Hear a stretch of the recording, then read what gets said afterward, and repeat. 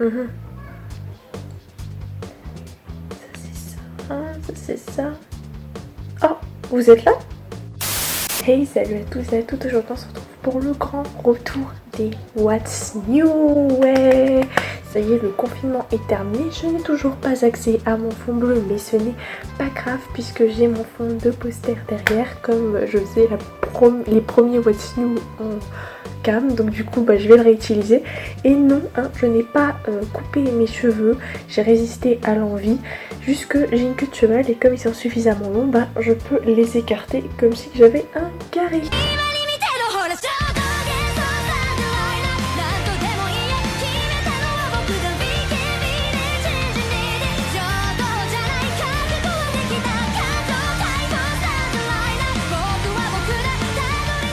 Programme, parlons des mois de mai et des mois de juin.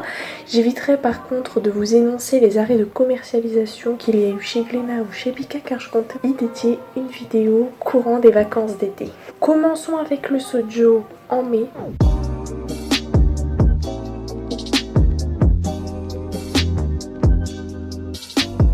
Il n'y a pas beaucoup de sorties, en même temps on reprend doucement. Le 15 sort le tome 9 de Banane à tout prix chez Canard, ce Sojo que j'avais commencé, qui porte très bien son nom et que j'avais adoré.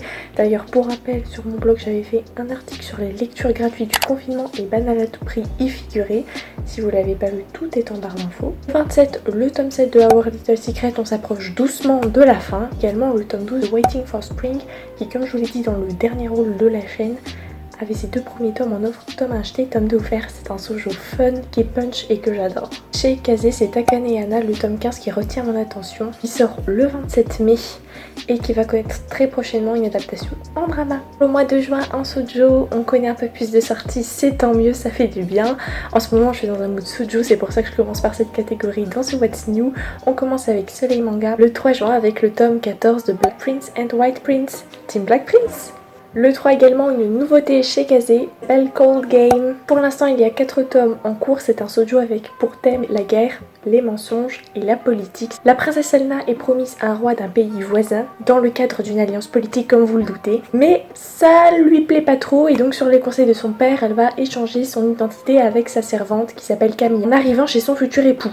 Comme ça, si ça se passe mal avec son futur époux, c'est sa servante qui casse les paillettes. Et là, quand elle arrive, c'est pas du tout monts et merveilles puisqu'elle découvre plein d'intrigues politiques au sein de la cour avec plein d'autres prétendants au trône qui sont prêts à y accéder par tous les moyens. Autant vous dire qu'elle est tombée dans une basse-cour. Et donc pour survivre et pouvoir rentrer un jour chez elle, il faudra qu'elle garde le secret de son identité, qu'elle arrive à se faire une place sans trop se faire remarquer non plus. Mais forcément, c'est un shoujo, donc on risque d'être très vite tombé dans une tourmente amoureuse. Le 10 chez Panini, clap de fin pour Coco Début, un manga que j'avais commencé il y a quelques années. J'étais assez jeune mais je vous le gardais pour un fin manga. Et également chez Panini, 10e tome de L'amour à l'excès, sort également le 10. Voilà, je vous en parle parce que c'est un manga qui m'intéresse, dont j'aime énormément les couvertures. Je suis très contente que Panini recommence ses publications, surtout peut-être grâce au tremplin occasionné par Demon Slayer qui vient de s'achever et c'était une nouvelle vidéo manga que je vous préparais, vous verrez, je vous en dis pas plus. Le 11, très certainement chez Akata, il y a également la sortie du tome 1 de À tes côtés qui promet d'être une saga shoujo sympathique qui en fait nous parle d'une rencontre des plus basiques. Otaru va tout simplement tendre son parapluie à Hanoï, un peu comme on a dans les deuxièmes opus de Prince, parce qu'elle vient de se faire larguer, voilà, donc il lui tend anodidement son parapluie et en ne se doutant pas que c'est le début d'une nouvelle histoire. Le lendemain, le garçon débarque pour lui faire une déclaration d'amour, alors qu'il ne la connaît pas vraiment. Néanmoins, elle va quand même accepter. Sur un malentendu, ça peut passer, et comme je suis pas mec qui vous voyez tous mes boutons, et on se rend compte que malgré l'ultimatum de on essaie jusqu'à Noël et après si ça fonctionne pas on se sépare, on se rend compte que peut-être cette rencontre n'était pas fortuite et peut-être qu'il y aura un véritable amour qui va naître entre ces deux là. Clap de fin chez Pika le 24 juin, qu'il est encore temps je t'aimerais, qui nous parlait d'une histoire d'amour avec une petite fille qui était malade et dont on sait qu'elle va très certainement mourir, et donc moi j'attends cette fin avec impatience, je vous en parlerai fin 2020.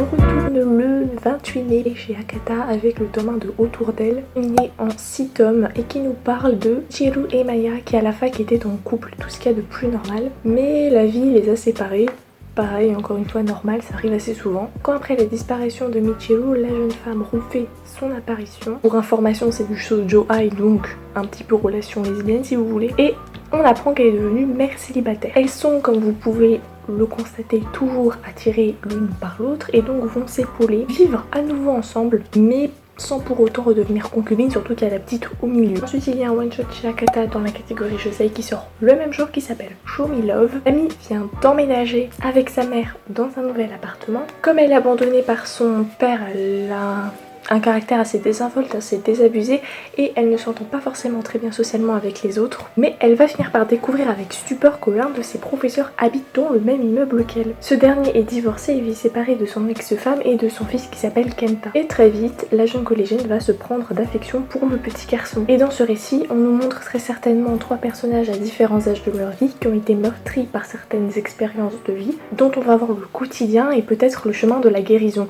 Donc le josei, c'est pas forcément un petit peu du shoujo ecchi, hein.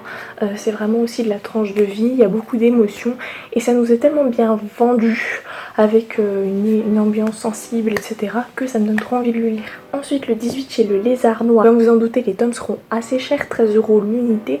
Il y a un nouveau josei qui me fait de l'œil, qui s'appelle Incandescence et qui sera en 3 tomes. Et ça mêle école, amour, adolescence, mafia, yakuza. Quand j'ai vu ça, je me suis dit, ok, je m'y penche. On y suit Rory, une petite étudiante qui, pour arrondir ses fins de mois et aussi occuper ses journées, va travailler dans un combini. Vous savez, les petits supermarchés de quartier. Tous les matins, il y a le même client qui vient, qui s'appelle Nosegawa, et il a ses petites habitudes et il l'intrigue et la fait. Parce qu'elle le trouve classe, car il a des allures de yakuza. Comme vous en doutez, bah il est yakuza meuf. Et tous les matins, il achète 2 paquets de cigarettes, et au fur et à mesure, bien qu'il soit plus âgé qu'elle, et ben elle commence à s'intéresser à lui et à lier des sentiments avec lui. Malheureusement, tout son entourage ne voit pas forcément cette relation d'un bon oeil. Du coup, moi je pense que je vais me le procurer très vite. Le résumé me plaît beaucoup. Désolée pour la musique derrière, ma mère fait le dîner. Le 24 sort chez Kazé le 7e et dernier tome de Jack Me Up de Enjoji Maki. Si vous ne le savez pas, celle qui a écrit Happy Marriage et qui lui aussi était concernée par l'offre de lecture gratuite pendant le confinement chez Kazé.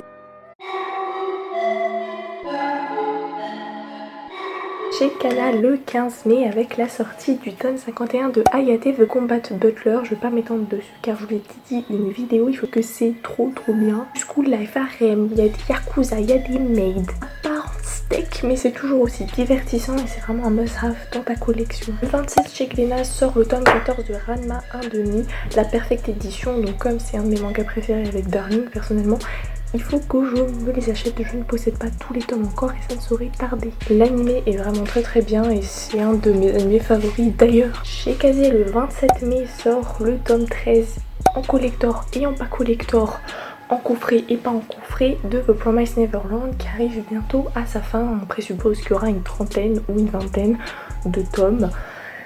Moi, comme je vous l'ai dit dans mon dernier haul, je n'ai que 5 tomes plus le tome 7, il faut que je m'active. Geomake Book sort le tome 1 de Assistante Assassin le 28 mai. Il nous parle de la Sakura qui rêve de devenir mangaka professionnel, mais en attendant, il fait ses armes chez un auteur de renom en tant que son assistant. Malheureusement, cette situation est précaire et comme il veut mettre du beurre dans les épinards, il a un autre job, et pas des moindres, assassin, et donc on va plonger dans son quotidien. En parlant de assassin et de double jeu, le 11 juin chez Kiyun sort le 8e et dernier tome de Root End, un de mes shonen favoris, même si je dois bien l'avouer que pour moi il s'agissait d'un seinen. Nouveauté Kurokawa sort le 28 mai, tome 1 sur 4 de Demon. On est dans la ville de Wizard City, qui est la ville où tout le monde peut venir mais où personne n'est le bienvenu. Allez comprendre. On est surtout dans l'endroit le plus malfamé de cette ville, Club Neverland. Malheureusement, la fée Fran va s'y retrouver plongée la tête la première puisqu'elle va être kidnappée par un gang, mais elle va rencontrer Koyuki Maru, un jeune ninja retenu aussi prisonnier. Ils vont s'allier et parvenir à s'enfuir. Super le résumé, je suis trop forte. Ils réussissent à s'enfuir, bien évidemment les criminels sont à leur trousse car ils recherchent un certain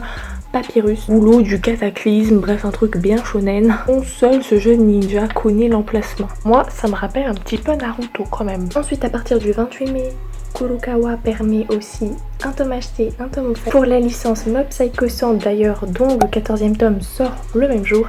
Et pour Vinland Saga, ça faut que je me les procure tout de suite puisque comme vous l'avez vu dans ma vidéo sur Vinland Saga, c'est un chef-d'œuvre oufissime. et également pour Goblin Slayer qui, comme vous l'avez vu dans ma vidéo des meilleurs mangas de 2019, est très bien placé. Et l'anime aussi. À s'en joindre avec le tome 1 de Anonyme qui me hype personnellement depuis un bon bout de temps. Ça sort le 3 juin, il y aura 4 tomes. On y aborde le drame à l'école. Ensuite Takashi qui vit la meilleure partie de toute sa vie, au lycée tranquille, il va au club de baseball, tout ça. La fille qu'il aime, Sasaki, veut être sa copine. Déjà avec un nom pareil, ça sous-entend qu'il va y avoir un gros drame. Malheureusement, sa vie bascule le jour où il surprend un truc dégueulasse. Le professeur de Sasaki abuse de Sasaki. Vous l'avez bien dit que ça allait être chelou. Il intervient à coup de batte pour sauver sa petite amie. Malheureusement, ses actes ont des conséquences. Bien qu'il ait aidé son amie, il doit recommencer sa vie ailleurs. Malheureusement, encore une fois, son passé va venir le hanter puisqu'un mystérieux informateur va divulguer son sombre passé à tout le monde. Le 3 juin chez Pika, la suite de Fairy Tail. Fairy Tail City Hero, on l'attendait pour le mois d'avril. On l'attendait tellement, il avait été repoussé en raison du coronavirus. Et là je suis trop heureuse qu'il sort enfin. Bon, je n'ai pas tous les Fairy Tail, j'ai surtout beaucoup de spin-off, les romans, mais je vais compléter petit à petit puisque c'est un de mes animés favoris, un de mes tout premiers animés. Et tout simplement on va résoudre des affaires de trafic d'objets magiques, d'enlèvement. En gros c'est un petit peu un Fairy Tail version police et magie. Le 3 chez Doki Doki sort un two-shot qui commence et se termine le même jour. Gun Summer, Never See You Again, où on suit malheureusement une jeune élève qui s'appelle Rin, qui est fraîchement arrivée au lycée et qui malheureusement a été emportée des suites d'une maladie incurable. Sans le savoir, Satoshi a réussi à lui faire réaliser son dernier souhait avant qu'elle ne passe l'arme à gauche, à savoir créer un groupe de musique. Ils ont même pu monter sur scène lors de la fête du lycée. Rin est heureuse.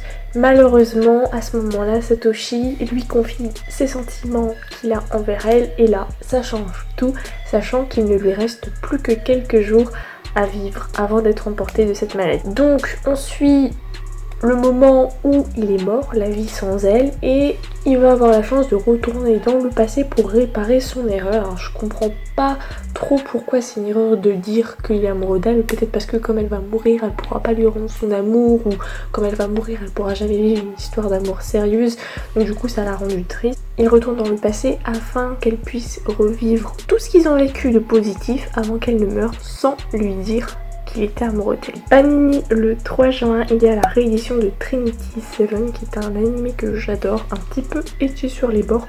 Donc moi j'allais m'acheter les tomes mais je me suis dit oh il y a une réédition, on va attendre, hein, ça ne coûte rien donc il faut que je me les procure. Il coûte 8,99€. À savoir que tous les tomes qu'il y a actuellement, à savoir 13 ou 15, seront réédités le même jour. Le 4 juin chez Kiyun, avec pour l'instant tome en cours, il y a Act Age qui va sortir, qui est actuellement sur les internets le manga qui hype le plus de monde, celui qui est le plus attendu. Kei Yonagi n'est pas une jeune fille avec la vie facile puisque son père a abandonné le foyer familial. Sa mère est morte et donc c'est elle qui avec ses frères et sœurs doit subvenir aux besoins de tout le monde. Tout en faisant cela, elle essaye de réaliser son rêve le soir venu, savoir devenir actrice. Franchement, qui ne rêve pas de devenir actrice? Moi-même, quand j'étais petite, j'ai fait du théâtre dans ce but-là. Et lors d'une audition pour actrice amateur, elle va se faire remarquer par un réalisateur de génie et là, sa vie va changer du tout au tout. Et apparemment, elle serait assez douée, donc on va suivre ce shonen-là qui me rappelle un petit peu Make Me Up. Chez Kiyun, le 11 sort le 3e tome de l'édition de luxe de Aria the Masterpiece. Pareil, je n'ai toujours pas commencé à les acheter alors que j'avais dit qu'avec mon bon de 15€ j'irais les acheter, mais au final il y avait eu les tomes à acheter, tomes d'offert. Ce sera fini en 7 tomes et petite particularité, des couvertures magnifiques, un grand format et en plus il y a le préquel de Aria, #Aqua, qui est compris dans cette édition double. Le 17 juin, notez-le tous dans vos agendas, chez Pika, un shonen que j'attends énormément, mais vous avouez, je me suis spoilée en scan. Rose de Hiro Mashima sort définitivement et je vais pas m'étaler dessus parce que tout le monde ne fait qu'en parler, mais bref, Hiro Mashima a décidé de prendre ces 3 créations et de les mixer dans le même univers. Etsu de Fairy Tail, Shiki de Denzero, Haru de Rave. Notez l'utilisation de saison pour les prénoms de ces personnages. Toto le 19 clap de fin avec le 4e tome de The Irregular at Magic High School Romance. Mais ne vous inquiétez pas, il y aura une suite car Enrollment ce n'était que l'arc 1 de vie régulière at Magic School. Je l'avais très bien classé dans mon top des mangas 2019 et c'est un de mes animés favoris, tout animé confondu. En plus j'adore la maison Ototo. Bref, ils sont assez coutumiers du fait avec Re:Zero et SAO de faire plusieurs arcs à chaque fois. Il y avait 4 arcs pour... Il y avait 4 tomes fin de journée. C'est difficile. Il y avait 4 tomes pour le premier arc.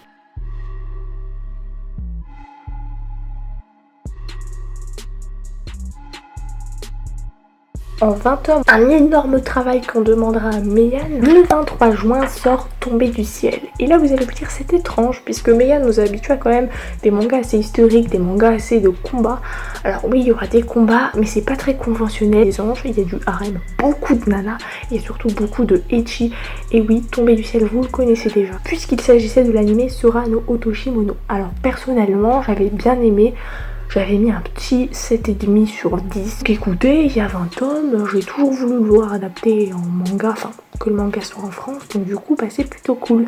D'ailleurs j'en profite pour vous demander en barre d'infos de me dire quels sont les mangas que vous avez lus en scan, qui sont très certainement en Japon ou même en Corée, et que vous aimeriez voir publiés en France.